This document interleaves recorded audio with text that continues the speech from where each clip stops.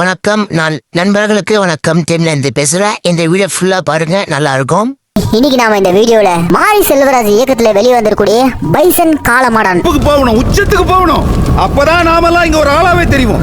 இந்த படத்தோடைய கதை தான் உங்களுக்காக நான் கொண்டு வந்திருக்கேன். இந்த படத்தோட ஒன்லைன் தென் தமிழகத்துல ஒரு சாதாரண குக்கிராமத்துல இருக்க ஒரு கபடி பிளேயர், அவனை சுத்தி போடப்பட்டிருக்க சமூக வேலி, சாதிய கட்டமைப்பு, இதனால வெடிக்கக்கூடிய வன்முறைகள், இதெல்லாம் மீறி எப்படி அந்த கபடி பிளேயர் நேஷனல் டீம்ல செலக்ட் ஆகி இன்டர்நேஷனல் லெவல்ல போய் விளையாடினாரு. இதுதாங்க இந்த படத்தோட ஒன்லைன். கபடி பிடிக்காம எவனாவது இருப்பானா? நிஜ வாழ்க்கையில மனதி கணேசன் அர்ஜுனா அவார்டு வாங்கின ஒரு கபடி பிளேயருடைய வாழ்க்கையை தழுவிதான் இந்த படத்தை எடுத்திருக்காங்க. சமீபத்துல தமிழ் சினிமால வந்து ஒன் ஆஃப் த பெஸ்ட் மூவின்னு கூட சொல்லலாம். இந்த படத்தோட இயக்குனர் மாரி செல்வராஜ் ஒரு பக்காவான ஸ்கிரீன் பிளேயோட படம் முழுக்க நம்மள ஆச்சரியப்படுத்தியிருக்காரு. என்ன கேட்டா அவர் பண்ணிருக்க 5 படத்துல Bison one of the best ஒர்க்னே சொல்லலாம்.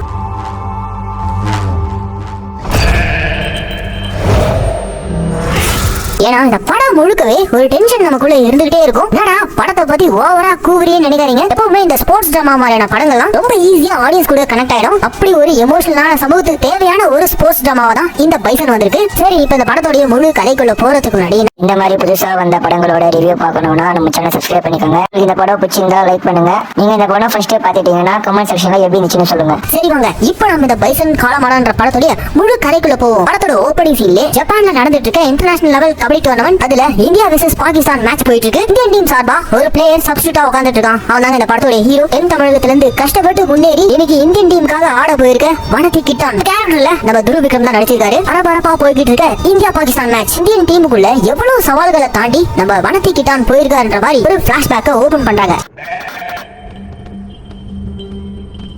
1990s தென் தமிழகத்துல, அதுலயும் குறிப்பா திருநெல்வேலி, திருச்செந்தூர், தூத்துக்குடி இந்த ஊர்கள் எல்லாம் 2 சமூகத்துக்கிடையே எப்ப பார்த்தாலும் மோதல் இருந்துகிட்டே இருக்கு. அதுல ஒரு கூட்டம் ஆதிக்க சமூகத்தை சேர்ந்த கந்தசாமின்ற அந்த ஒருத்தர் பின்னாடி அந்த மொத்த கூட்டமே இயங்கிட்டு இருக்கு. இன்னொருத்தர் பாண்டியராஜன் தாழ்த்தப்பட்ட சமூகத்துக்காக குரல் கொடுக்கக்கூடிய போராளியா வராரு. இந்த கேரக்டர் நம்ம அமீர் நடிச்சிருக்காரு. பாண்டியராஜனை பொறுத்த வரைக்கும் எங்கெல்லாம் சாதியின் பேர்ல வன்கொடுமைகள் நடக்குதோ அங்கெல்லாம் இவரு சமூக நீதிக்காக குரல் கொடுக்கிறவரு. கொஞ்சம் கொஞ்சமா இவர் வளர்ந்த அந்த தாழ்த்தப்பட்ட சமூகத்துக்கு தலைவனா வராரு. அப்படியே ஆப்போசிட்ல ஆதிக்க சமூகத்துக்கு தலைவனா இருக்கிறதான் கந்தசாமி. கந்தசாமிக்கும் பாண்டியராஜுக்கும் பயங்கரமான பகை இருக்கு. அந்த பகையின் காரணமா ஊரே 2 பட்டு போயிருக்கு. ஒரு சின்ன பிரச்சனை கிடைச்சாலும் போதும் பயங்கரமான கலவர பூமியா மாறிடுது.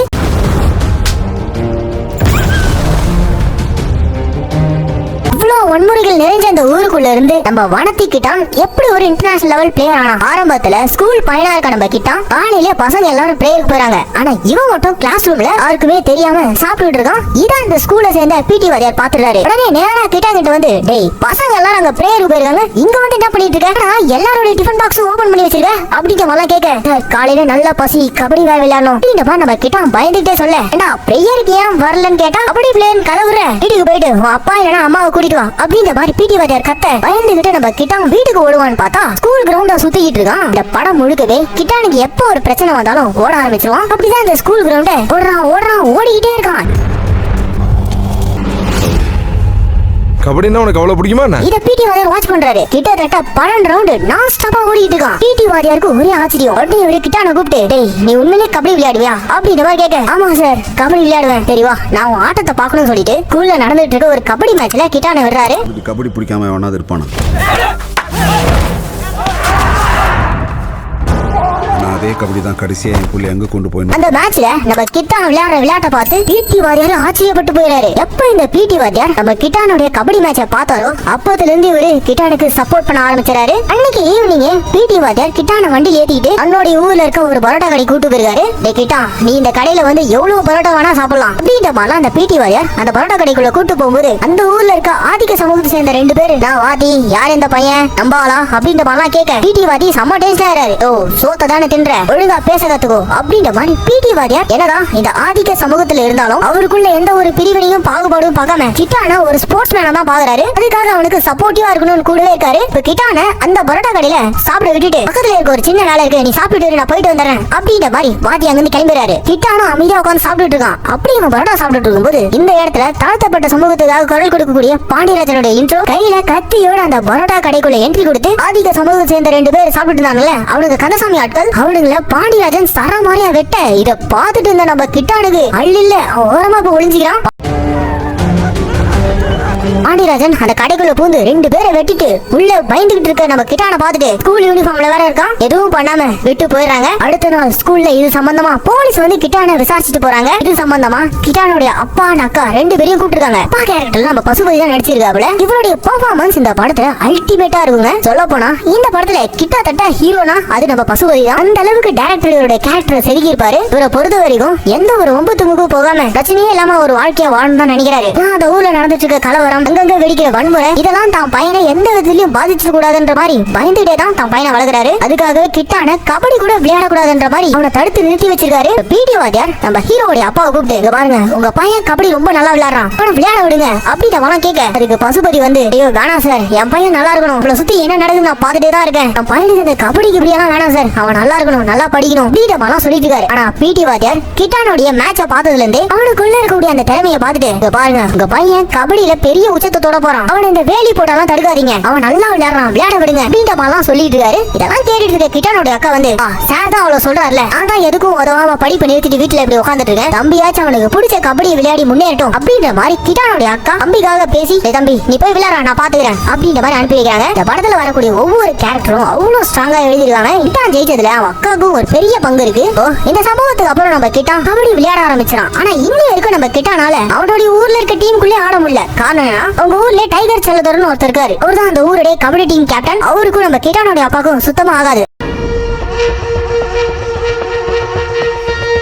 அதுக்கு காரணம் என்னன்னா, உங்க ஊர்ல காலமாடான்ற ஒரு சாமி இருக்கு. இந்த சாமி ஆடுற பொறுப்பு அது எல்லாமே கிட்டானுடைய அப்பா பொறுப்புல தான் இருக்கு. அந்த சாமி எனக்கு வேணும்ன்ற மாதிரி டைகர் கேட்டிருக்காரு. ஆனா கிட்டானுடைய அப்பா அதை கொடுக்காம அவருடைய பொறுப்புல வச்சிருக்காரு. இதனால இவங்க 2 குடும்பத்துக்குள்ளயும் சரியான தகராறு. ஒரே ஊரு ஒரே சமூகத்தை சேர்ந்தவங்களா இருந்தாலும் சாமியின் பேர்ல இவங்க 2 பேரும் அடிச்சுக்கிறாங்க. இந்த கடுப்புல டைகர் கிட்டான அவன் சொந்த ஊர்ல இருக்க டீம்லயே சேர்த்துக்காம ஒதுக்கியே வச்சிருக்காரு. இப்படி போயிட்டு இருக்க கிட்டானோட லைஃப்ல இவங்களுடைய குடும்ப பகையா இருக்க டைகர் இருக்காரு, அவருக்கு ராணின்னு ஒரு தங்கச்சி இருக்கு. இவங்க அந்த படத்தோட ஹீரோயின். இவங்களும் நம்ம ஹீரோடைய அக்காவும் கிளாஸ்மேட். ஆனா சின்ன வயசுல இருந்தே ராணிக்கு கிட்டானா ரொம்ப பிடிக்கும். இன்ஃபேக்ட் ராணி கிட்டானோட பெரிய பொண்ணா இருந்தாலும் கிட்டானுக்கும் ராணினா ரொம்ப பிடிக்கும். சின்ன வயசுல இருந்தே இவங்களுக்குள்ள காதல் இருக்கு. ஆனா அதை பெருசா வெளிக்காட்டிக்காம அப்படியே வாழ்ந்துட்டு இருக்காங்க. சோ இப்படி ஒரு பக்கம் லவ் ட்ராக் போயிட்டு இருந்தாலும் இந்த பக்கம் நம்ம கிட்டானோட ஃபோக்கஸ் ஃபுல்லா கபடியில தான் இருக்கு. பிடி வாத்தியாரோட சப்போர்ட்ல நம்ம கிட்டான் பயங்கரமா கபடி விளையாட ஆரம்பிச்சிடறான். அதுக்கான பயிற்சிகள்லாம் பயங்கரமா பண்ணிட்டு இருக்கான். இப்படி கிட்டானோட லைஃப் ஒரு பக்கம் போயிட்டு இருக்க, பேரலா பாண்டியராஜன் வெர்சஸ் கந்தசாமி இந்த 2 குரூப்புக்கு நடுவுல எப்ப பார்த்தாலும் ஏதாவது ஒரு பிரச்சனை வெடிச்சுக்கிட்டே இருக்கு. அந்த மாதிரி தான் ஒரு நாள் ஒரு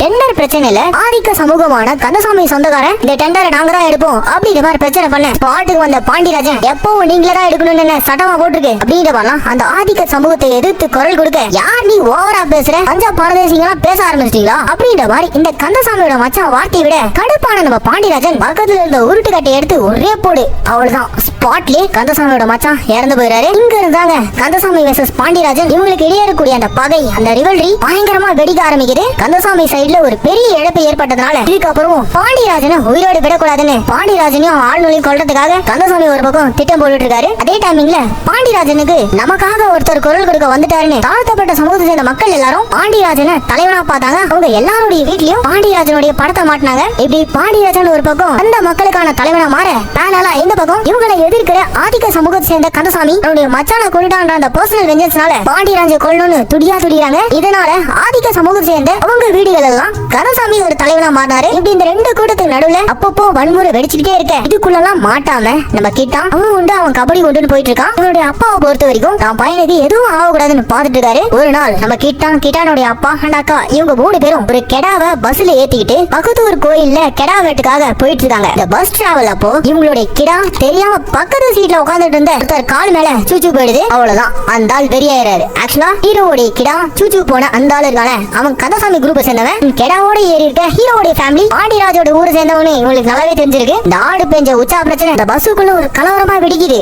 ஆடு என் கால் மேல ஒண்ணு கடிக்க விட்டுருக்க அப்படின்ற மாதிரி இந்த நபர் பசுபதி கிட்ட பிரச்சனை பண்ண கடுப்பான நம்ம ஹீரோ கண்ட்ரோல் இழந்து அந்த ஆளை போட்டு அடிக்க ஆரம்பிச்சாரு. அவ்வளவுதான் அந்த பஸ்ஸுக்குள்ள பயங்கரமான ஒரு கலவரம் வெடிக்குது. இந்த கலவரத்துக்கு நடுவுல கந்தசாமி குரூப்பை சேர்ந்தவன் கத்தி எடுத்துட்டு வந்து ஹீரோடைய ஆட்டை குத்தி கிழிச்சானுங்க. அவ்வளவுதான். இத பார்த்து நம்ம கிட்டானால பொறுத்துக்க முடியல. அந்த இடத்துல ஒரு பயங்கரமான சண்டை. தன்னுடைய ஆடு தான் அப்பா இப்படி 2 பேர் மேல கை வச்ச அந்த கந்தசாமி குரூப்பை போட்டு பொழக்க அவனுங்க கத்தி எடுத்துட்டு வெட்ட வந்துறானுங்க. அவனுங்க கத்தியை பிடிங்கி நம்ம கிட்ட அவனுங்களை வெட்ட போக பார்த்துட்டு பசுபதியால பொறுத்துக்க முடியல. உடனே அவர் அவங்க ஆளுங்களெல்லாம் கூப்பிட்டு அந்த கந்தசாமி குரூப்பை அடிச்சு விரட்டி விட்டு கத்தியும் கையுமா இருக்க தான் பையன் கையில இருந்து அந்த கத்தியை பிடிங்கி இதுதான் படிச்சு சொன்னேன் கபடி ஆடுறான் உடம்பு முறுக்கேத்திட்டு பாத்தியா கண்ணு மூடி கண்ணை திறக்கிறதுக்குள்ள எவ்வளவு பெரிய கலவரம். உள்ளத்துக்கும் வராத ஒரு சின்ன பிரச்சனை எவ்வளவு பெரிய பகையை இழுத்து விட்டுச்சு பாத்தியா. எனக்கு சத்தியம் பண்ணு இதுக்கப்புறம் நீ கபடி விளையாடக்கூடாது அப்படின்னு மாதிரி பசுபதி கிட்ட சத்தியம் கேட்க கிட்டானும் சத்தியம் பண்ணிடுறான். கட் பண்ணா அடுத்த சீன்ல கிட்டா ராணியோட லவ் மேட்டர் வேற வீட்டுல தெரிஞ்சிச்சு. ராணியோட அண்ணங்காரன் வேற வீட்டுல வந்து பிரச்சனை பண்ணிட்டு இருக்கான். இப்படி எல்லா பக்கமும் நம்ம கிட்டானுக்கு ஒரு பிரச்சனையாவே இருக்கு. இதனாலே நம்ம கிட்டா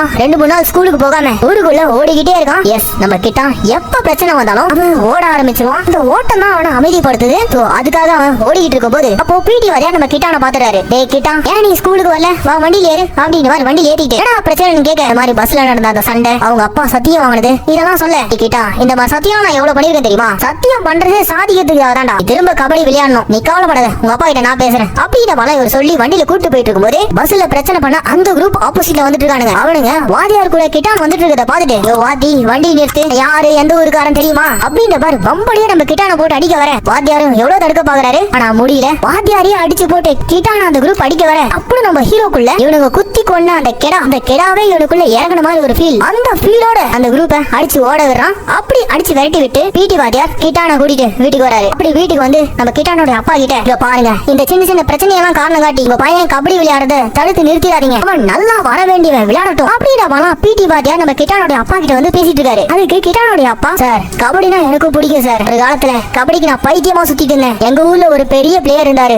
அவருடைய ஆட்டத்தை பாக்கிறதுக்காக ஊரா போயிருக்கேன். அந்த பிளேயருக்கு நான் தீவிரமான ரசிகரா இருந்தேன். அவரை பார்த்துதான் நான் பெரிய மீசையை வச்சேன். அவர் களத்துல இறங்கினாலே அடிச்சு ஜெயிச்சுட்டு போயிட்டே இருந்துவாரு. கடைசியா நான் அவரை எந்த கோலத்துல பார்த்தேன் தெரியுங்களா. அவருடைய முகம்லாம் செதஞ்சி அவருடைய முறுக்கு மீசையெல்லாம் வெட்டி எரிஞ்சு இந்த சமூகத்தை சேர்ந்தவர்ன்றதுனாலே அவரை கொடூரமா கொண்டுட்டாங்க. இதுக்காக தான் நான் கபடி விட்டே ஒதுங்கினேன். என் பையனுக்கும் அந்த நிலைமை வரக்கூடாது நான் நினைக்கிறேன் அப்படின்றமாலாம் இவர் எமோஷனா சொல்ல அப்பவும் பிடி வாரியார் விடுற மாதிரி இல்ல. ஏன் நீங்க சொல்றதெல்லாம் கரெக்ட் தான். இதுல இருந்தாலும் உங்க பையன் வெளியே வரணும். அதுக்கு ஒரே துருபிச்சிட்டு அவன் கிட்ட இருக்கக்கூடிய கபடி மட்டும் தான். இன்னைக்கு கூட உங்க ஊர்ல ஒரு டோர்னமெண்ட் நடக்குதுல அதுல உங்க பையன் அவங்க டீமோட போய் கலந்துக்கிட்டோம். இன்னைக்கு ஒரு நாள் உங்க பையனுடைய ஆட்டத்தை பாருங்க அப்படின்றமாலாம் பிடி வாரியார் ஹீரோவுடைய அப்பா கிட்ட கேட்க கடைசியா அப்பாவும் ஒத்துக்கிறாரு. அவங்க ஊர்ல நடந்துட்டு இருக்க அந்த டோர்னமெண்ட்லயே நம்ம ஹீரோ வனத்தி பி டீம்ன்ற பேர்ல இந்த டோர்னமெண்ட்ல கலந்துக்கிறாரு. இந்த விஷயம் ஹீரோ காதலிக்கிற ராணியோட அண்ணன் அவனுக்கு சுத்தமா பிடிக்கல. ஆனாலும் மீறி நம்ம ஹீரோ வனத்தி பி டீம்ன்ற பேர்ல அந்த டோர்னமெண்ட்ல கலந்துக்கிறாரு. சும்மா நம்ம ஹீரோ ஒவ்வொரு முறை ரைட் போகும்போது பாயிண்ட்ஸ் அள்ளிட்டு வராரு. ஹீரோ விளையாடுற அந்த ஆட்டத்தை பார்த்துட்டு அவங்க அப்பாக்கே ஒரு ஆச்சரியம். பையன் சும்மா மிரட்டலா விளையாடி அவங்க ஊரே தூக்கி கொண்டாடுற லெவலுக்கு பையன் சூப்பரா விளையாடி அந்த மேட்ச்ல ஜெயிச்சிடான். இந்த மேட்ச்க்கு அப்புறம் வனத்தி மெயின் டீம்ல அவனை சேர்த்துக்கிறாங்க. இதுக்கப்புறம் தான் நம்ம ஹீரோக்கு பிடி வாரியாரோட சப்போர்ட் மட்டும் இல்லாம அவங்க அப்பாவுடைய சப்போர்ட்டோட ஹீரோ சூப்பரா கபடி விளையாட ஆரம்பிச்சான். அப்படியே கொஞ்சமா ஹீரோ வளர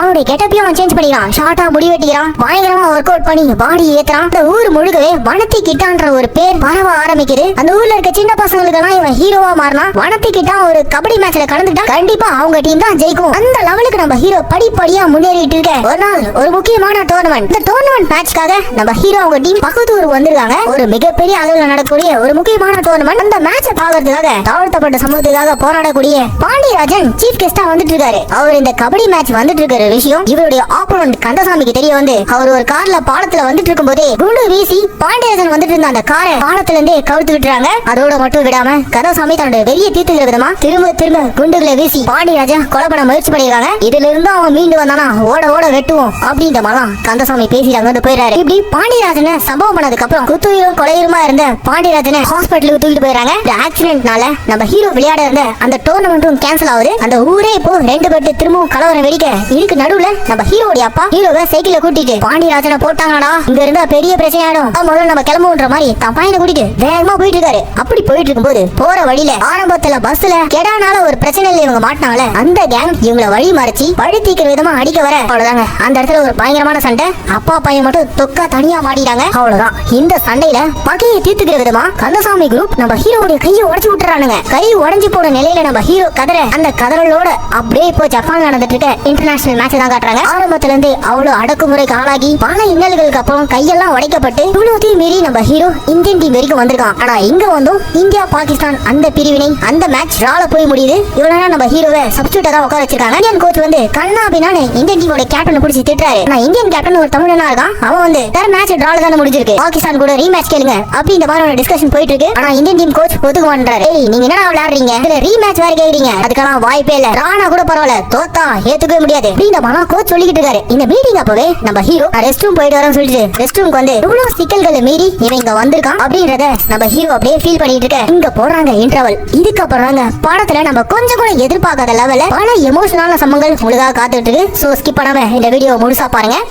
இப்ப இன்டர்வலுக்கு அப்புறம் செகண்ட் ஹாஃப்ல நம்ம ஹீரோ கை உடைஞ்ச நிலையில தன்னுடைய வீட்டுல முடங்கி போயிருக்கான். இவனுடைய அப்பாவும் இவனை கபடிக்கெல்லாம் போக விடாம தடுத்து நிறுத்திருக்காரு. பேனல்லாம் ஹாஸ்பிட்டல்ல தாழ்த்தப்பட்ட சமூகத்துக்கான தலைவரான பாண்டியராஜன் கொஞ்சம் கொஞ்சமா குணமாயிட்டு வராரு. இப்படி போயிட்டு இருக்கும் போது நம்ம கிட்டானுடைய பிடி வாரியா இருக்கார்ல, அவர் திரும்பவும் நம்ம கிட்டான கபடிக்குள்ள கொண்டு வரதுக்காக ஹீரோவுடைய அப்பா கிட்ட வந்து பேசுறாரு. இங்க பாருங்க, இந்த ஒரு சம்பவத்தை காரணம் காட்டி உங்க பையனுடைய வாழ்க்கையை மாத்திராதீங்க. இங்க இவனை சுத்தி 1000 வேலி போடலாம், அந்த வேலியெல்லாம் தகர்த்து எரிஞ்சிட்டு இவன் மேல போகணும், கண்டிப்பா இவன் மேல போவான், அதுக்கான எல்லா தகுதியுமே உங்க பையனுக்கு இருக்கு. இந்த ஊர்ல நடந்துகிட்டு இருக்க இந்த வன்முறை இதெல்லாம் அடுத்த தலைமுறைக்கும் கொண்டு போக கூடாது, தயவு செஞ்சு உங்க பையனை கபடி விளையாட விடுங்க அப்படின்ற மாதிரி கேட்க உடஞ்ச கையோடவே நம்ம ஹீரோ அவங்க டீமும் ஆதிக்க சமூக தலைவரான கந்தசாமி ஊர்ல நடக்கிற கபடி மேட்ச்க்கு போயிருக்காங்க. அங்க போன இடத்துல லோக்கல் டீம்னு சொல்லிட்டு இவங்க அந்த டோர்னமெண்ட்ல கலந்துக்க விடாம தடுக்கிறாங்க. ஆனா அந்த டோர்னமெண்ட் பார்க்க வந்த கந்தசாமி லோக்கல் டீமா இருந்தா என்ன விளையாடட்டும் அவங்களும் அப்படின்ற மாதிரி அலோவ் பண்றாரு. அதுக்கப்புறம் தான் நம்ம ஹீரோட டீம் அந்த டோர்னமெண்ட்ல களத்துல இறங்குறாங்க. ஆரம்பத்துல நம்ம ஹீரோட டீம் ஒரு மாதிரி ஆரம்பிச்சாலும் உடஞ்ச கையோட நம்ம ஹீரோ ரைடு போயிட்டு நிறைய பாயிண்ட்ஸ் எடுத்துட்டு வராரு. இத தூரம் இருந்து கந்தசாமி பாக்குறாரு. யார் அந்த பையன் கை உடைஞ்சிருந்தாலும் சூப்பரா விளையாடுறான் அப்படின்ற மாதிரி ஃபுல் மேட்சும் பாக்குறாரு. அந்த மேட்சோட கடைசியில உடஞ்ச கையோட விளையாடின நம்ம ஹீரோட டீம் தான் ஜெயிக்கிறாங்க. யார் பா அந்த பையன் அப்படின்ற மாதிரி நம்ம ஹீரோ பத்தி எல்லாரும் பேச ஆரம்பிக்கிறாங்க. அவனுடைய பேர் வனத்திக்கிட்டானாப்பா, பையன் சும்மா பட்டாசா விளையாடுறான் அப்படின்ற மாதிரி எல்லாரும் பேசிக்கிட்டு இருக்க. ஃபுல் மேட்சை பார்த்த கந்தசாமி இருக்கார்ல, அவர் நம்ம ஹீரோட அப்பா வந்து மீட் பண்ணி உங்க பையன் ரொம்ப நல்லா விளையாடணும் அப்படின்ற மாதிரி பாராட்டிட்டு போறது மட்டும் இல்லாம உங்க பையன் மாதிரி ஒரு நல்ல பிளேயர் தான் நான் தேடிட்டு இருக்கேன், எங்களுடைய கேபி கிளப்ல உங்க பையனை விளையாட சொல்லுங்க அப்படின்ற மாதிரி கந்தசாமி வந்து கேட்க ஹீரோடைய அப்பாக்கு என்ன சொல்றதுன்னு தெரியாம அப்படியே யோசிச்சுட்டே இருக்காரு. அப்ப பிடி வாத்தியார் இருந்து ஜூன் நாளைக்கு தான் உங்க பையன் லோக்கல் டீம்ல விளையாடிட்டு இருக்குது, இந்த மாதிரி கிளப்ல எல்லாம் போய் விளையாடினாதான் அவனுடைய ஆட்டம் பெருசாகும், அடுத்த கட்டத்துக்கு போறதுக்கு யூஸ்ஃபுல்லா இருக்கும் அப்படின்ற மாதிரி பிடி வாத்தியார் சொல்றாரு. இருந்தாலும் நம்ம ஹீரோடைய அப்பாக்கு அவங்க டீமோட நம்ம பையனை விளையாட அனுப்புறதுக்கு பயமா இருக்கு. ஏன்னா அந்த மக்களுக்கும் இந்த மக்களுக்கும் சுத்தமா ஆகாது. அவங்க டீம் சார்பா அவங்களுடைய தலைவரான கந்தசாமியை ஹீரோவா அவங்க டீம்ல விளையாட கூப்பிடுறாங்க. இதனால நம்ம பையனுக்கு ஏதாவது ஆயிருமோ அப்படின்ற மாதிரி பயப்படுறாரு. அடுத்த சீன்ல கந்தசாமியை நம்ம ஹீரோட அப்பா ரெண்டு பேரையும் கூப்பிட்டு நீங்க ஏன் பயப்படுறீங்க நல்லாவே புரியுது, இங்க பாருங்க எனக்கும் பாண்டியராஜனுக்கு தான் பிரச்சனை, இதை நான் ஊர் சண்டை ஆக்கணும்னு விரும்பினதே இல்ல, நடுவுல இருக்கிறது அந்த ஊர் பிரச்சனை ஆகிட்டானுங்க, உங்க பையனை நம்பி என் டீமுக்குள்ள விளையாட விடுங்க, அவனுக்கு எதுவும் ஆகாம நான் பாத்துக்கிறேன் அப்படின்ற மாதிரி கந்தசாமி பேசிட்டு இருக்காப்ல. ஆக்சுவலா அந்த கந்தசாமிக்கு கபடினா ரொம்ப பிடிக்கும். ஹீரோ மாதிரியான கபடி பிளேயர்ஸ் எல்லாம் தான் டீம்ல இருக்கணும்னு விருப்பப்படுறாரு போல. சரி ஓகே, பையனுடைய வளர்ச்சி தான் முக்கியன்ற மாதிரி ஹீரோடைய அப்பாவும் நம்ம ஹீரோவை கேபி கிளப்ல விளையாட அலோவ் பண்ணிடுறாரு. ஹீரோ அவங்க டீமுக்குள்ள போய் விளையாட ஆரம்பிச்சதுல இருந்து அவனுடைய ஆட்டம் இன்னமும் சூடு பிடிக்க ஆரம்பிக்குது. பாதி ஏற்றத்தாழ்வெல்லாம் கந்தசாமி கபடி மேட்ச் எல்லாம் பார்க்காம ஹீரோவை சரிசமமா பாக்குறாரு. ஆனா கந்தசாமி கூட இருக்க அல்லகைங்களா ஐயா அவன் நம்ப ஆள் இல்ல, அவனை எதுக்குங்க ஐயா உங்க கூட சரிசமமா உட்கார வச்சு சாப்பிடலாம் வைக்கிறீங்க அப்படின்ற மாதிரி கேட்டதுமே கந்தசாமி கடுப்பாரு. இந்த ஜாதி பிரிவு எல்லாம் விளையாட்டுக்குள்ள கொண்டு வராத, அவன் கிட்ட அந்த பிரிவினை எல்லாம் பாக்கல, அவன் கண்ணியும் அதெல்லாம் இல்ல, அவனுக்குள்ள இருக்கிறதெல்லாம் வெறும் கபடி மட்டும் தான், அவனுடைய கபடி ஆட்டத்துக்காக தான் நான் இதெல்லாம் பண்றேன் அப்படின்ற மாதிரி கந்தசாமி ஹீரோக்காக சப்போர்ட்டிவா பேசுறாரு. நம்ம ஹீரோ அவங்க டீம்ல கொஞ்சம் கொஞ்சமா வளர்ந்து வந்துட்டு இருக்கும்போது ஒரு நாள் கந்தசாமி அவன் ஆளுங்க கபடி பிளேயர்ஸோட பண்ணை வீட்டுல சாப்பிட்டு இருக்கும்போது இங்கதான் கந்தசாமி இருக்கான்ற விஷயம் இவங்களுடைய பரம எதிரியான பாண்டியராஜனுக்கு தெரிய வந்து பாண்டியராஜன் அவன் ஆளுங்களோட கந்தசாமியை போறதுக்காக பண்ணை வீட்டுல இறங்கிறாங்க. கையில கிடைக்கிறவங்க எல்லாம் சரமாரியா வெட்ட கலவரத்துல மாட்டிட்டு நம்ம ஹீரோ ஓடி போய் ஒளிஞ்சிக்கிறான். கந்தசாமி ஆளுங்களை பாண்டியராஜன் ஆட்கள் வெட்டிட்டு இருக்கும் போது கந்தசாமி டப்புனு கன் எடுத்து ஷூட் பண்ண ஆரம்பிக்கிறாரு. அப்போ கிட்ட கன் இல்ல, வந்ததுக்கு 2 பேர் வெட்டிட்டு எஸ்கேப் ஆறானுங்க. என்னோட குரூப்ல இருந்த 2 பேர் வெட்டுப்பட்டு இறந்து கிடக்கிறத பார்த்துட்டு கந்தசாமி ஆளுங்களும் கலங்கி போயிருக்காங்க. அப்ப இந்த கந்தசாமியோட அல்லகை நம்ம ஹீரோவை பார்த்து ஐயா நான் அப்பவே நம்ம கூட்டத்துல சேர்க்க வேணாம்னு சொன்னேன், எனக்கு என்னவோ நீங்க இங்கதான் இருப்பீங்கன்னு அந்த குரூப்புக்கு இவன் தான் போட்டு கொடுத்து போனா எனக்கு சந்தேகமா இருக்கு அப்படின்னு மாதிரி அல்லகை சொல்ல. ஆனா கந்தசாமி நம்மள அவர் நம்ம ஹீரோ கூப்பிட்டு தம்பி கொஞ்ச நாளைக்கு நீ இந்த பக்கம் வராத, இவன் வீட்டுக்கு கிளம்பு அப்படின்ற மாதிரி அனுப்புறாரு. அனுப்பிட்டு கந்தசாமி அல்லகையை கூப்பிட்டு கிட்டா இதை பண்ணிருக்க மாட்டான், இதுவும் தெரியாம படி போடாத அப்படின்ற மாதிரி சொல்லிட்டு இருக்காரு. இந்த பக்கம் நம்ம ஹீரோக்கு ஒண்ணும் புரியாம அங்கிருந்து ஓடியே தான் வீட்டுக்கு வந்து அப்பாவை கூப்பிட்டு அப்பா எனக்கு இங்க என்ன நடக்குதுன்னு ஒண்ணும் புரியல, இது வரைக்கும் கந்தசாமி டீமுக்காக நான் விளையாடிட்டு இருந்தேன், திடீர்னு பாண்டியராஜன் ஆட்கள் வந்து அவங்களை வெட்டதில்ல, கந்தசாமி குரூப்ல இருக்க ஒரு சிலர் எல்லாம் என்ன பார்த்து முடிக்கிறாங்க, எனக்கும் இதுக்கும் என்ன சம்பந்தம், கந்தசாமியும் என்ன மட்டும் அங்க அனுப்பிட்டாரு, இதுக்கு பின்னாடி எல்லாம் என்ன இருக்கு எனக்கு ஒண்ணும் புரியல, எனக்கு இந்த கபடியே வேணாப்பா அப்படின்ற மாதிரி நம்ம ஹீரோ விரக்தியில பேச ஆரம்பிக்கிறான். இதுக்கு பின்னாடி இருக்கக்கூடிய அந்த சாதி அரசியல் சமூக அநீதி தான் காரணம். அடுத்த சீன்ல கந்தசாமி நம்ம ஹீரோ கூப்பிட்டு கிட்டா நான் உனக்குள்ள கபடி மட்டும் தான் பார்த்தேன், என் சைடுல இருக்க ஆட்களே என்ன பிரச்சனை, இதுக்காக கத்தியை தூக்கணும்னே மறந்துட்டு 2 ஊரா பிரிஞ்சு சண்டை போயிட்டு இருக்கு, இதுக்கு நடுவுல உன் வாழ்க்கை நான் கெடுக்க விரும்பல, அன்னைக்கு உன்னுடைய ஆட்டத்தை மட்டும் தான் நான் பார்த்தேன், எல்லாம் நல்லா மேல வர வேண்டியவன், பின் பேப்பர் என்ற டீம்ல நான் உனக்காக பேசிருக்கேன், நீ அந்த டீம் போய் விளையாடு, கபடியில பெரிய ஆளானா உன்னுடைய வெற்றியை பார்த்து முதல்ல சந்தோஷப்படுறது நானா தான் இருக்கும் அப்படின்ற மாதிரி கந்தசாமி நம்ம ஹீரோ கூப்பிட்டு அட்வைஸ் பண்ணி அவங்க டீம்ல இருந்து பின் பேப்பர் என்ற அந்த டீமுக்கு அனுப்பியிருக்காரு. அங்க போய் நம்ம ஹீரோ தன்னுடைய ஃபுல் பொட்டன்ஷியல் கொடுக்குறான். நாளைக்கு நடக்க போற மேட்ச் முக்கியமான match, Tamil Nadu team selection match, அதுக்காக நம்ம ஹீரோ நைட் முழுக்க பிராக்டிஸ் பண்ணிட்டு தான் ஓடிக்கிட்டே இருக்கான். இதை இந்த கோச் பார்த்துட்டு கிட்டா இங்க வாப்பா நீ ரொம்ப நல்லா விளையாடுற, ஆனா நாளைக்கு நடக்க போற மேட்ச் ஒரு கண் துடைப்பு தான், ஆல்ரெடி தமிழ்நாடு டீமுக்கு பிளேயர்ஸ் செலக்ட் பண்ணிட்டாங்க, உன்னுடைய பேர் அந்த லிஸ்ட்ல வரல அப்படின்ற மாதிரி இந்த கோச் சொல்ல ஹீரோவால ஏற்கவே முடியல. சார் நாளைக்கு தான செலக்ஷன் மேட்ச், அதுக்குள்ள அப்படி லிஸ்ட் போடுவாங்க, இங்கதான் அப்படிதான் இதுக்கு மேல என்கிட்ட எதுவும் கேட்காத, நாளைக்கு நடக்க போறது வெறும் கண் தொடைப்பு தான் அப்படின்ற மாதிரி அந்த கோச் சொல்லிட்டு போக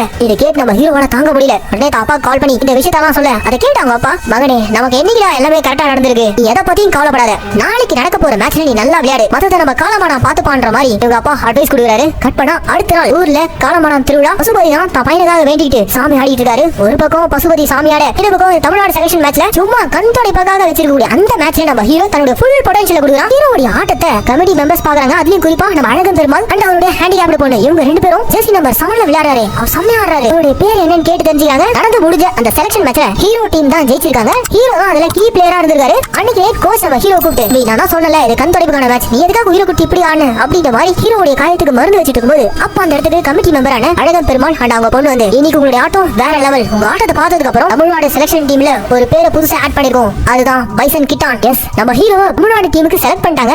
இந்த விஷயத்தை நம்ம ஹீரோ அப்பாவுக்கு கால் பண்ணி சொல்றாரு. அவரும் நம்ம ஹீரோடைய அக்காவும் ரொம்ப சந்தோஷப்படுறாங்க. இப்படி நம்ம ஹீரோவுடைய பாதை ஒரு பக்கம் கரெக்டா போயிட்டு இருக்கும்போது இந்த பக்கம் ஹீரோவுடைய காதலியான ராணிக்கு அவங்க அண்ணன் கல்யாணம் பண்ணி வைக்கணும் முடிவு பண்ணிருக்கான். இந்த செய்தியை கேட்டு நம்ம ஹீரோவால தாங்க முடியல. ஹீரோவை விட ராணி பெரிய பொண்ணு, ஏன்னா இவங்க அண்ணன் ஊருக்கு தெரிஞ்சா அசிங்கமாயிடும், அது இல்லாம அவங்க குடும்பத்துல நான் பொண்ணெல்லாம் கொடுக்க மாட்டேன்ற மாதிரி வீம்புக்கு வேற ஒரு பையனோட ராணியை கல்யாணம் பண்ணி வைக்கிறதுக்காக முடிவு பண்ணிருக்கான். அந்த கல்யாணத்தை பாண்டியராஜனோட தலைமையில் நடத்தணும்ன்ற மாதிரி அவரை கல்யாணத்துக்கு கூப்பிட்டுருக்காங்க. ஒரு கரெக்டா தாடி எடுத்து கொடுக்கும் போது டைமிங்ல ராணியோட காதல் விவகாரம் தெரிய வந்திருக்கு. உடனே பாண்டியராஜன் ராணி அண்ணனை போட்டு சிவில்ல அரைஞ்சிட்டு கபடி கிட்டான் எப்ப திரும்ப ஊருக்கு வரானோ அப்பதான் இந்த பொண்ணு கல்யாணம், ராணியோட மாப்பிள கிட்டானா அப்படின்ற மாதிரி பாண்டியராஜனே சொல்லிட்டு போயிறாரு. இந்த பக்கம் நம்ம ஹீரோ தமிழ்நாடு டீமுக்காக விளையாடி கொஞ்சம் கொஞ்சமா முன்னேறி இந்தியன் டீமுக்குள்ளே இவனை கொண்டு போறதுக்காக அழகன் பெருமாள் ஹீரோடைய பேரை ரெக்கமெண்ட் பண்றாங்க. ஆனா இந்தியன் டீம்ல ஸ்டேட்டுக்கு ஒரு பிளேயர் தான் இருக்கணும், ஆல்ரெடி தமிழ்நாட்டுல இருந்து ஒருத்தர் கேப்டனா இருக்காரு, இன்னொரு பிளேயர் எல்லாம் எடுத்துக்க மாட்டோம்ன்ற மாதிரி இந்தியன் டீம் கிட்டானா ரிஜெக்ட் பண்ணிடுறாங்க. இந்த விஷயம் அழகன் பெருமாள் நம்ம ஹீரோவை கூப்பிட்டு சொல்ல ஹீரோக்கு ஒரு மாதிரி ஆயிடுது. பரவாயில்ல சார், என் வாழ்க்கையில நான் ஆசைப்பட்டது எதுவுமே அவ்வளவு ஈஸியா கிடைச்சது இல்ல, என்ன எல்லா திறமையும் இருந்தும் யாரு என்னுடைய பின்னணி என்ன இதை வச்சுதான் என்ன சேர்க்கணுமா வேணாமான்னு முடிவு பண்ணிடுறாங்க. எனக்கு இது பழகிடுச்சு சார் அப்படின்ற மாதிரி வெற்றியில பேசிட்டு நம்ம ஹீரோ அங்க ஓட ஆரம்பிக்கிறான். எப்பெல்லாம் இவனுக்கு கஷ்டம் வருதோ அப்பெல்லாம் ஓட ஆரம்பிக்கிறான். அப்படியே ஓடினாதான் கொஞ்சம் ரிலாக்ஸ் ஆகிறான். இப்படி நம்ம ஹீரோ இந்தியன் டீம்ல செலக்ட் ஆகலன்னு அந்த விதத்துல நம்ம ஹீரோ ஊருக்கு வர, இப்ப போய் ஏன்பா வந்த அப்படின்ற மாதிரி வீட்டுக்கு வந்து நம்ம ஹீரோ அவங்க அப்பா கேக்குறாரு. என்ன நடந்திருக்குன்னா, நம்ம ஹீரோ இந்தியன் டீம்ல செலக்ஷனுக்காக வெளியூர் போயின அந்த கேப்ல பாண்டியராஜனை அவங்க கூட இருக்கவங்களே துரோகம் பண்ணி ஒரு வீட்டுல வச்சு கந்தசாமி ஆட்கள் உள்ள போது சராமாரியா பாண்டியராஜனை வெட்டி கொண்டிருக்காங்க. இப்படி பாண்டியராஜனை போட்டதுக்கு அப்புறம் ரெண்டு ஊருக்குள்ள சரியான கலவரம். போலீஸ் இவங்க ஊரை அடிச்சு நொறுக்கிறதுக்காக வந்துட்டு இருக்காங்க. அதே சமயம் இந்த கலவரத்துக்கு காரணமா இருந்த கந்தசாமி ஒரு இடத்துல பதுங்கி இருக்கும்போது ஒரு கூடவே இருந்த அல்லக்கை போலீஸ கூட்டு வந்து விட்டுறான். போலீஸ் கந்தசாமியை என்கவுண்டர்ல போடுறாங்க. இப்படி ரெண்டு குரூப்போட தலைவர்களை கொண்டதுக்கு அப்புறம் ரெண்டு ஊருக்குள்ளயும் வன்முறை பயங்கரமா வெடிக்குது. இப்படி ஒரு சிச்சுவேஷன் நம்ம ஹீரோ இங்க வந்திருக்கான். இதே டைமிங்ல இந்தியன் டீமுக்குள்ள எப்படியாச்சும் நம்ம ஹீரோடைய பேர் வரணும், ஏதாவது பண்ணுங்கப்பா அப்படின்ற மாதிரி அழகன் பெருமாளுடைய பொண்ணு கேக்குறாங்க. தென் தமிழகத்துல இருக்க ஒரு குக் கிராமத்துல இருந்து இவ்வளவு தொலைவு வந்ததெல்லாம் பெரிய விஷயம். இவ்வளவு டேலண்டோட இவ்வளவு தொலைவு வந்து இந்தியன் டீம்ல செலக்ட் ஆகாம திரும்ப போனா அவங்க ஊரை அவன் எப்படி ஃபேஸ் பண்ணுவான், எப்படியாச்சும் அவனை நீங்க தான் இந்தியன் டீமுக்குள்ள அவனை கொண்டு வரணும் அப்படின்ற மாதிரி அழகன் பெருமாளுடைய பொண்ணு கேட்க திரும்பவும் போய் பேசுறாரு. கடைசியா ஹீரோவுடைய இவருக்கு விளையாடி இருக்க அந்த மேட்ச் எல்லாம் பார்த்துட்டு சரி ஓகே சொல்லிட்டு இந்தியன் டீம்ல அவனை செலக்ட் பண்ணிருக்காங்க. இந்தியன் டீம்ல செலக்ட் ஆயிருக்கான்ற விஷயத்தை அழகன் பெருமாளுடைய பொண்ணு ஹீரோ வீட்டுக்கு கால் பண்ணி சொல்ல ஹீரோவுடைய அப்பா அக்கா எல்லாருக்கும் ஒரே சந்தோஷம். ஆனா ஊரே இப்ப ரெண்டு பட்டு போயிருக்கு. இந்த கலவரத்துக்கு நடுவுல எப்படியாச்சும் உங்க பையனை இன்னைக்கு நைட்டே மெட்ராஸ்க்கு வண்டி ஏத்தி விடுங்க அப்படிங்கிற சொல்லிருக்காங்க. நம்ம பசுபதி தான் பையனை கூட்டிட்டு சேஃப்டிக்காக கையில ஒரு கத்தி எடுத்துட்டு மெட்ராஸ் பஸ் ஏத்ததுக்காக கூட்டு போயிட்டு இருக்காரு. போற வழியில போலீஸ்காரங்க வழி மறைச்சு ஊரே ரெண்டு பட்டு போயிருக்கு, யாரையா நீங்க அப்படிங்கிற மாதிரி பசுபதி வந்து கேட்க, என் பையன் வெளியூர்ல படிச்சுட்டு இருக்கான், அவனை ஹாஸ்டல் சேர்க்கறதுக்காக கூட்டு போயிட்டு இருக்கேன். எது ஹாஸ்டலா, என்ன நீ பேசுறது ஒண்ணு சரியில்லைன்னு சொல்லிட்டு பசுபதி கையில கத்தியை பாத்துறாரு. ஏண்டா கத்தியும் கையுமா பையனா ஹாஸ்டல்ல சேர்க்க போறேன் பொய்யா சொல்றேன் அப்படிங்கிற மாதிரி ஹீரோவுடைய அப்பா போலீஸ்காரங்க அடிக்க, அப்பா வாட்சா பையனால் தாங்க முடியுமா, அவ்வளவுதான் போலீஸ்னு கூட பார்க்காம நம்ம ஹீரோ போலீஸ்காரங்களை போட்டு பொழக்க போலீஸ் மேலே கை வச்சுட்டான்ற மாதிரி ஹீரோவையும் அப்பாவையும் இங்க போலீஸ்காரங்களா பொழந்து போலீஸ் ஸ்டேஷன் கூட்டு போட்டதா இருக்காங்க. அப்ப அந்த இடத்துல நம்ம பசுபதி இந்த போலீஸ் இன்ஸ்பெக்டர் கிட்ட கெஞ்ச ஆரம்பிக்கிறாரு. ஐயா என் பையன் ஒரு பெரிய கபடி பிளேயர், இந்தியன் டீமுக்காக செலக்ட் ஆயிருக்கான், காலையில அவன் மெட்ராஸ் போகணும், அதுக்காக தான் நான் சேஃப்டிக்காக தான் கையில கத்தி வச்சிருந்தேன், அதுக்காக என்ன வேணா எனக்கு தண்டனை கொடுங்க, ஆனா என் பையனை விட்டுருங்க, அவன் இந்தியாக்காக ஆடுறது அவனுடைய கனவையா, தயவு செஞ்சு அந்த கனவை சிதைச்சிடாதீங்க அப்படின்ற மாதிரி நம்ம பசுபதி போலீஸ்காரங்க கிட்ட காலில் விடாத கூட அழுதுட்டு இருக்க. அப்ப அந்த இடத்துல இன்னொரு போலீஸ் டீம் வராங்க. அதுல இருந்து ஒருத்தர், ஐயா அவன் வனத்திக்கிட்டான் ஒரு பெரிய கபடி பிளேயர், இந்தியாக்காக ஆட போறாரு கேள்விப்பட்டேன் அப்படின்னு ஒரு கான்ஸ்டபிள் சொல்ல, அதுக்கப்புறம் தான் போலீஸ்காரங்களே நம்ம ஹீரோவை மெட்ராஸ் வண்டி ஏத்தி வராங்க. இப்படி இவ்வளவு பிரச்சனைகளை தாண்டி தான் நம்ம ஹீரோ ஜப்பான்ல நடக்கிற இந்தியா வெர்சஸ் பாகிஸ்தான் மேட்ச் வந்து உட்காந்துருக்கான். ஆனா இவன் முதல் மேட்சே சப்ஸ்டியூட்ல உட்காந்துருக்கான். உங்க டீம் ஆடின மேட்சும் டிரால முடிஞ்சிருக்கு. அதுக்காக இந்தியன் டீம் கேப்டன் கோச் கிட்ட வந்து பாகிஸ்தான் டீம் கூட ரீமேட்ச் கேளுங்க அப்படின்னு மனம் கேட்க, ஆனா அந்த கோச் ஒத்துக்குவான்றான். போனா கௌரவமா டிரான்ற பேர்ல போயிடலாம், ரீமேட்ச் கேட்டு தோத்த இந்தியாவுக்கு பெருத்த அவமானம் ஆயிடும் அப்படின்னு கோச் சொல்ல, சார் கண்டிப்பா நாங்க ஜெயிக்கிறோம், அப்படி ஜெயிக்கலன்னா நான் மாடியில இருந்து குதிச்சு தற்கொலை பண்ணிக்கிறேன் அப்படின்ற மாதிரிலாம் பயங்கர எமோஷனா இந்தியன் டீம் கேப்டன் பேசி ரீமேட்ச்க்கு ஒத்துக்க வைக்கிறாங்க. இதோட நடக்க போற இந்த ஃபைனல் மேட்ச்ல நம்ம ஹீரோவை டீம் கேப்டன் பிளேயரா உள்ள கொண்டு வந்துறாரு. பார்த்துட்டு இந்தியன் டீம் கோச் கேப்டனை கூப்பிட்டு, உனக்கு என்ன பைத்தியமா, சீனியர் பிளேயர்ஸ் எல்லாம் விட்டு இந்த எக்ஸ்பீரியன்ஸ் இல்லாத அந்த பையனை உள்ள கொண்டு வந்தேன் சார், கண்டிப்பா ஆடுவான் அப்படின்ற மாதிரி கேப்டன் நம்ம ஹீரோ உள்ள கொண்டு வந்திருக்காரு. ஹீரோ களத்துல இறங்கி ஆட போற இந்த இன்டர்நேஷனல் மேட்ச் ஹீரோவுடைய அப்பா அக்கா காதலி ஊர்க்காரங்க எல்லாரும் டிவில பாத்துட்டு இருக்காங்க. ஆனா ஹீரோவுடைய முதல் ரைட் அவன் நினைச்ச மாதிரி நடக்கல, அவுட் ஆகிட்டு வெளியே உட்காந்துறான். இந்தியன் டீமுக்கு டஃப் கொடுக்குற விதமா பாகிஸ்தான் பயங்கரமா விளையாடுறாங்க. பக்கம் பாயிண்ட்ஸ் ஈக்குவலா போயிட்டு இருந்தாலும் கடைசி ரைட் 3 பாயிண்ட் எடுத்தாலும் இப்படி இருக்க இன்னொரு சுச்சுவேஷன்ல இந்தியன் டீம் ஒருத்தர் அவுட் பண்ணி ஒரு பிளேயரை உள்ள இறக்கலாம். இந்த ஒரு சுச்சுவேஷன்ல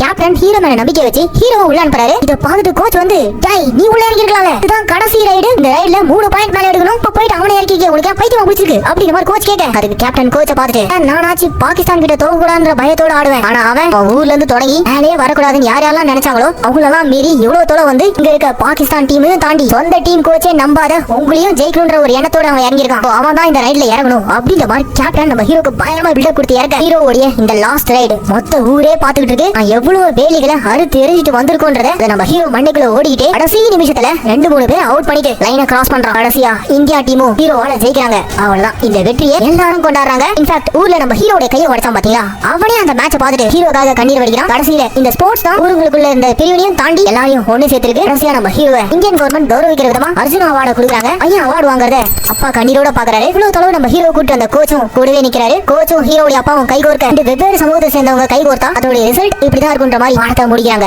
என்ன மக்களே, இந்த பைசன்ற படத்துக்கு நான் கொடுத்த வாய்ஸ் கண்டிப்பா உங்களுக்கு பிடிச்சிருக்கும் நான் நம்புறேன். இதே மாதிரி தொடர்ந்து படம் வரலாம். நீங்க பார்க்க ஆசைப்பட்டீங்கன்னா மறக்காம நம்ம தமிழ் பிடிக்கிற சப்ஸ்கிரைப் பண்ணுங்க. அடுத்த வீடியோ பிடிச்சிருந்தா லைக் கமெண்ட் ஷேர் இதையும் மறக்காம பண்ணிடுங்க. இதே மாதிரி ஒரு சூப்பரான தரமான படத்தோட நான் உங்களை நாளைக்கு சந்திக்கிறேன்.